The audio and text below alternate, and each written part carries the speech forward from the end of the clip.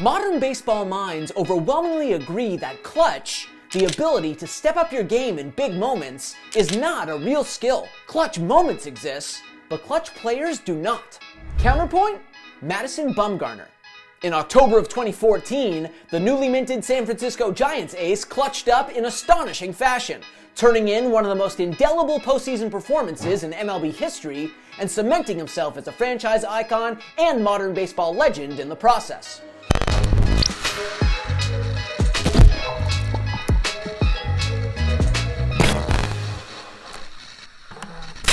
As the 2014 season got underway, the Giants were a juggernaut in decline. Just 2 years prior, San Francisco had hoisted the Commissioner's Trophy for the second time in a 3-year span, but their magical run came to an abrupt halt in 2013. That year, the Giants' once indomitable rotation fell off a cliff. Matt Cain, Tim Lincecum, Ryan Vogelsong, Barry Zito, all of them floundered, managing a combined ERA of 4.78. The lone bright spot in their rotation? Madison Bumgarner, a young veteran who, at the age of 23, cracked 200 innings for a third straight season, earned his first career All-Star nomination, and finished 9th in National League Cy Young voting.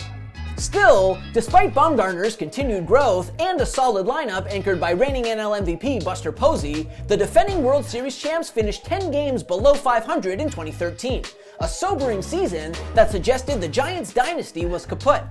However, as the 2014 campaign unfolded, it looked like rumors of their demise had perhaps been exaggerated. The revamped Giants burst out of the gate in 2014, winning 10 of their first 15 games and playing at a .650 clip for the first 2 months of the season.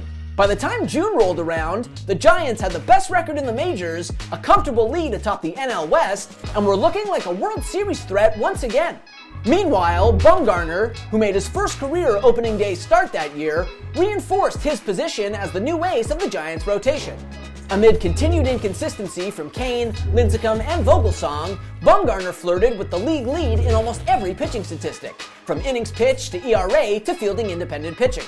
He was unequivocally the new linchpin of San Francisco's rotation, as central to their pitching staff as Posey was to their lineup. However, as summer heated up, San Francisco's bounce-back season took a turn for the worse. The Giants labored through a miserable June, losing 15 of their final 19 games that month before coughing up their division lead in early July. When the All-Star break arrived, the Giants still found themselves in second place in the NL West, a half game back of the re-emergent Los Angeles Dodgers, who had snapped a 3-year playoff drought the year prior and were trying to re-establish themselves as the division's preeminent powerhouse. Bumgarner, incidentally, earned an All-Star berth for a second straight year, although because he pitched on the final day before the break, he was ultimately replaced on the NL roster by teammate Tim Hudson. And down the stretch, the newly minted 2-time All-Star did everything in his power to prevent the Giants' season from going haywire. In 13 second-half starts, Bumgarner went at least 6 innings 12 times. During that span, he hurled multiple complete game shutouts, recorded double-digit strikeouts 3 times, and authored a sparkling 2.29 ERA. He even contributed at the plate, hitting a respectable for a pitcher .231 in the second half, and even hitting a home run off Zach Greinke in late September. Drives it into left center field. Hit very well. It is out of here! That sounds a ball game, folks. Unbelievable. Despite his Herculean efforts, San Francisco wasn't able to overtake the Dodgers, who exploded in the second half en route to their second of 8 consecutive NL West titles, but the Giants' 88 wins were good enough for a wildcard berth. The Giants had their foot in the door, as Hudson put it, but now their World Series hopes, and this fading powerhouse's presumed last kick at the can, hinged on surviving a do-or-die wildcard play-in game. Their opponent? The Pittsburgh Pirates, who boasted a top 5 offense led by reigning NL MVP Andrew McCutchen, a terrifying relief corps, and home field advantage, having won their season series against the Giants. That said, the Pirates' starting pitcher for the must-win wildcard game was a bit of a toss-up. Pittsburgh had several viable candidates, including a 23-year-old Garrett Cole and one-time All-Star Francisco Liriano, though the Pirates ultimately opted for Edinson Volquez, the journeyman right-hander who had just turned in his finest season in a half-decade. The Giants, on the other hand, didn't even have to think about who they were going to throw out there. They were going with Bumgarner, their indomitable workhorse, who ultimately finished 4th in National League Cy Young voting that year. What nobody knew at the time, however, was that Bumgarner was about to kick off arguably the most extraordinary postseason baseball had ever seen, a month-long run of dominance and superhuman stamina that turned him into a legend. With their season on the line in Pittsburgh, Bumgarner, working on more than a week of rest, silenced the crowd of nearly 41,000. He shut down the Pirates in order in the first, including an inning-ending strikeout of McCutchen. He went 3 up, 3 down again in the third. And after Brandon Crawford handed him a 4-run lead with a 4th-inning grand slam, it was all over for Pittsburgh except the crying. Bumgarner proceeded to flummox the Pirates all night long, allowing only 4 singles and 1 walk while striking out 10 over 9 scoreless innings. He needed only 109 pitches to become the youngest pitcher in over a decade to throw a shutout in the postseason. And his incredible effort had earned the Giants a date with the Washington Nationals in the best-of-5 division series. The Nationals were a juggernaut, having led the National League in wins for the second time in a 3-year span, but the Giants, with their championship pedigree, were unafraid. San Francisco took each of the first 2 games on the road in Washington, famously outlasting the Nationals in an 18-inning marathon in Game 2. 2 nights later, with an opportunity to sweep back at home, Bumgarner turned in his lone blip of the postseason. Though, frankly, blip is a misnomer. He blanked Washington for 6 innings before allowing 3 runs, only 2 of them earned, in a fateful 7th. Still, through 2 postseason starts, Bumgarner had a 1.13 ERA, a strikeout-to-walk ratio of 16-2, had held opposing hitters to a 170 batting average, and had yet to allow an extra base hit. He was cooking. And after the Giants clinched their spot in the National League Championship Series with a Game 4 win over Washington, the stage was set for Bumgarner to put together a truly historic playoff run, and he didn't disappoint. The Giants drew the reigning National League champion St. Louis Cardinals in the best-of-7 NLCS, and the series opener was poised to be an all-time pitchers duel. Bumgarner versus Adam Wainwright, a 20-game winner for the second time in 2014, and the second runner-up in NL Cy Young voting. In this highly touted battle of aces, however, Wainwright was thoroughly upstaged by Bumgarner. The Cardinals' right-hander didn't even make it through 5 innings after getting slapped around by the Giants' offense, while Bumgarner was practically perfect. Over 7 2/3 masterful innings, Bumgarner allowed only 4 singles and 1 walk, blanking the Cardinals en route to a 3-0 victory. Against the most contact-oriented team in all of baseball, Bumgarner notched 7 strikeouts, while his performance also made him just the 10th pitcher ever to make it through 3 straight playoff starts without allowing an extra base hit. And when Bumgarner returned to the mound 5 days later, with his team 1 win away from their 3rd National League pennant in 5 years, he kept the good times rolling. Though he wasn't quite as effective as Wainwright in their rematch, Bumgarner was still damn good, powering through 8 solid innings and setting the stage for an epic series-clinching walk-off. Travis Ishikawa hits one into right! The Giants win the pennant!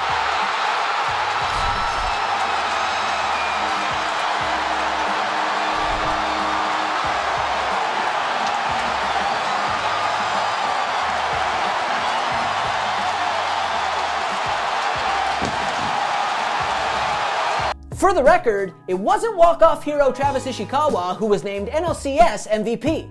That honor went to Bumgarner, who posted a 1.72 ERA in his 2 starts against the Cardinals, both of them Giants victories. Still, as magical as Bumgarner and San Francisco's postseason run had been, they were still 4 wins shy of the ultimate prize, and standing in their way was a team that somehow seemed even more blessed by the baseball gods. Like San Francisco, the Kansas City Royals were also a wildcard team that defied the odds to capture a pennant. But the Giants roster was replete with household names, perennial all-stars, even a presumptive future Hall of Famer. The Royals, on the other hand, didn't have a single superstar in their clubhouse. They were, frankly, an underwhelming bunch of youngsters and role players who have been written off at every turn, but had managed to parlay their contact skills, speed, defense, and tremendous bullpen into unthinkable success. They clawed their way back from multiple deficits to beat Oakland in a thrilling American League wildcard game. Their pitching staff then quieted Mike Trout, Albert Pujols, and Josh Hamilton in their ALDS showdown against the Angels. And the Royals' formula worked like a charm against Baltimore in the ALCS, with the 3-headed monster in their bullpen, Kelvin Herrera, Wade Davis, and Greg Holland, combining to allow 1 run over 14 2/3 innings. All told, the Royals went a perfect 8-0 through the first 3 rounds of the playoffs, improbably sweeping their way to their first AL pennant since 1985. This plucky Royals squad looked like the team of destiny, and then they ran into Madison Bumgarner. In Game 1 in Kansas City, Bumgarner started opposite James Shields, the veteran right-hander affectionately known as Big Game James. Except it wasn't Shields who showed out in the series opener. It was Mad Bum. Afforded a 3-run lead in the top of the first, Bumgarner dominated from the get-go. He breezed through the top of the Royals order in the first. He went 3 up, 3 down in the second. He somehow worked his way out of a 2-on, nobody-out jam in the third. And as the Giants extended their lead, Bumgarner only got better, retiring 12 of the last 13 batters he faced. In the end, Bumgarner tossed 7 sublime innings, allowing only 1 run on 4 hits and 1 walk while striking out 5 in a commanding 7-1 Giants victory. It was getting silly, this run from Bumgarner, who, at 25 years old, took sole possession of the Giants' franchise record for postseason wins in the victory. Meanwhile, he also extended his major league record of consecutive scoreless postseason innings on the road to 32 2/3. He was making history in front of our eyes. He had gone at least 7 frames in each of his 5 October starts, pitching to a 1.4 ERA over an almost unprecedented number of innings in a single postseason. And he wasn't done yet. Far from it. With the best of 7 knotted up at 2 games apiece, Bumgarner took the mound again in Game 5, back in San Francisco. Those in attendance witnessed one of the most incredible pitching performances in World Series history. That night, Bumgarner thrust himself into the pantheon of World Series legends like Bob Gibson, Sandy Koufax, and Randy Johnson with a complete game shutout, becoming just the 3rd pitcher of the 21st century to accomplish the feat. By game score, Bumgarner's blanking of the Royals is tied for the 11th best pitching performance in a World Series game since integration. And his Game 5 masterpiece put the Giants on the precipice of yet another championship. He had done everything he possibly could to bring the Commissioner's Trophy back to San Francisco. His postseason ERA stood at 1.13. He was 2-0 with 1 run allowed in the World Series. His innings count for the year had climbed above 260, and yet he wasn't prepared to throw in the towel. With an off day built in after Game 5, the question began to surface. Might Bumgarner be available out of the bullpen for Game 6? The answer soon became clear. Oh yeah. Except the opportunity never presented itself.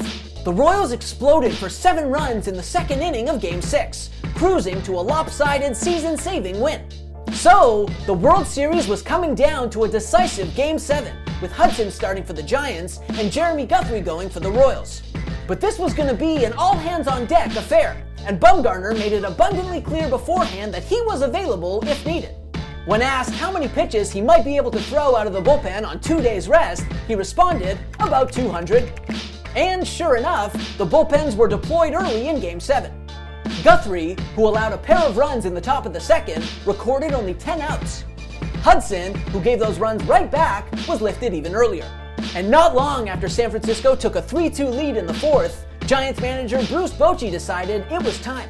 In the bottom of the 5th, with his team clinging to a 1-run lead, he went to his guy. Herrera gets through the top of the 5th, and here he comes. Madison Bumgarner, already a World Series hero, taking over in the 5th. Just like he had all postseason though, with the Giants' fate in his hands, Bumgarner was masterful. He allowed a leadoff single and nothing else in the 5th. He retired the side in order in the 6th, then did it again in the 7th, and again in the 8th. Suddenly, the Giants were 3 defensive outs away from a title with a veritable superhero on the mound. Eric Hosmer led off the bottom of the 9th. Bumgarner dispatched him easily. Then it was Billy Butler's turn. He couldn't do more than a harmless pop-up. With the Royals down to their final out, Alex Gordon stepped into the box, and the unthinkable ensued.